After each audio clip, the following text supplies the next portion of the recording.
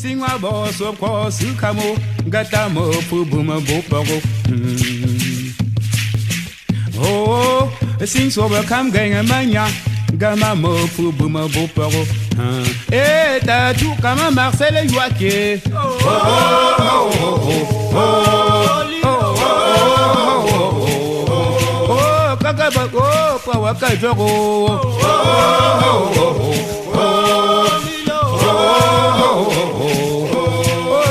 Mesdames et messieurs, bonjour, vous êtes sur JMTV+. L'homme africain n'est pas assez entré dans l'histoire. Cette phrase, prononcée par Nicolas Sarkozy le 26 juillet 2007 à l'université Cheikh Anta Diop de Dakar, avait choqué plus d'un. Mais comment entreront-ils dans l'histoire ou entreraient-ils dans l'histoire si tous les jours on les en empêche? L'histoire nous apprend que la colonisation, comme la tête des aiguillères, regorge de beaucoup d'histoires racontées. L'une d'entre elles est celle d'un génocide, le seul génocide du XXe siècle, jamais reconnu ni par la communauté internationale, ni par le pays qui l'a perpétré. Pour en parler ce soir, nous accueillons mon grand confrère Jean-Marie Watonsi, du côté des États-Unis. Bonjour grand confrère, comment allez-vous? Assez bien, bonjour Jackie, et vous-même? Je tiens bon, merci. Alors, cette histoire, nous allons en parler dans le cadre d'une association qui a été créée à Petersburg. On dit ça, pour vous qui êtes plus anglophone que moi, on dit Petersburg ou Pittsburgh? Non, c'est Pittsburgh. Pittsburgh, donc une association qui est basée à Pittsburgh, créée par des ressortissants camerounais Bamileke. Vous en faites partie, cette association, c'est le LACAM. Que signifie LACAM, docteur Jean-Marie Watonsi? Oh, vous savez, LACAM, ça a une signification assez variée.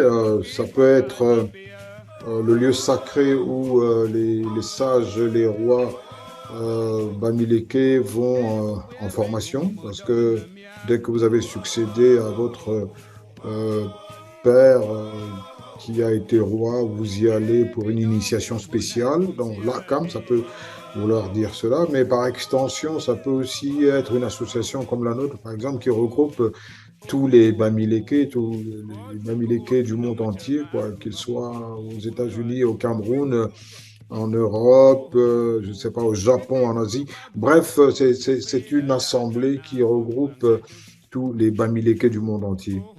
Aujourd'hui, cette assemblée-là est tenue dans ce qu'on appelle trivialement une association. Quel est le but de l'association LACAM qui a donc été créée à Pittsburgh aux États-Unis? Le but de l'association, c'est d'abord faire en sorte que tous les Bamileke du monde se reconnaissent en ce mouvement. Vous savez, l'histoire est jonchée de beaucoup d'événements. Il y a eu justement cette lutte pour l'indépendance du Cameroun, combat au cours duquel les Bamileke ont payé le prix fort, n'est-ce pas, tout comme les Bassa d'ailleurs, et puis 700 autres Camerounais, les Douala. Bref, le Cameroun a payé le prix fort. Mais les Bamileke, ils étaient concernés au premier chef par cette lutte pour l'indépendance, puisqu'un certain Lamberton, n'est-ce pas, a dit que le Bamileke était un caillou dans la chaussure du Cameroun. Effectivement, oui, Lamberton... On va bien préciser, docteur Jean-Marie Watonsi, Lamberton était un soldat de l'armée française, on précise bien. Oui, bien sûr, oui. Donc, l'ACAM, aujourd'hui, effectivement, l'ACAM se veut un caillou, mais pas un caillou, pas une pierre dans le sens lambertonien. Disons que c'est, j'allais dire, un socle granitique sur lequel reposent les fondements essentiels du développement du Cameroun. C'est ça dans le LACAM, c'est ça, c'est ce caillou-là. Nous sommes un socle granitique plutôt qu'une pierre à la Lamberton. Voilà ce que nous sommes donc. Nous voulons constituer justement ce bloc solide qui se bat, n'est-ce pas, dans tous les domaines de la vie publique et même privée au Cameroun pour que vive notre pays. Donc voilà un peu l'objectif du LACAM, c'est d'abord clamer notre bamilékéité, la défendre et travailler pour la promotion et le développement du Cameroun tout entier. Voilà. Alors, je sais que l'association LACAM dont vous faites partie revendique quelque chose de précis aujourd'hui. Que revendique le LACAM? Non, non, non, mais je vous ai dit d'abord cette histoire de Bamileke Keïté, c'est ça. Et puis il va falloir qu'on revienne un peu sur notre histoire. Vous savez que pendant justement cette lutte pour l'indépendance, il y a eu beaucoup de pertes et des traumatismes qui ont marqué ce passage. Et il y a comme,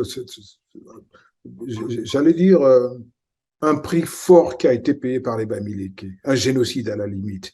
Et c'est ça, nous voulons effectivement amener, n'est-ce pas, l'opinion nationale et internationale à prendre conscience de ce que les choses ne vont plus se passer comme avant si nos parents n'ont pas pu, n'est-ce pas, se battre pour, en fait, une reconnaissance d'abord et puis qu'on revienne n'est-ce pas, aux fondamentaux de cette histoire, que les responsabilités soient clairement établi, eh bien, on aura toujours ça sur le cœur.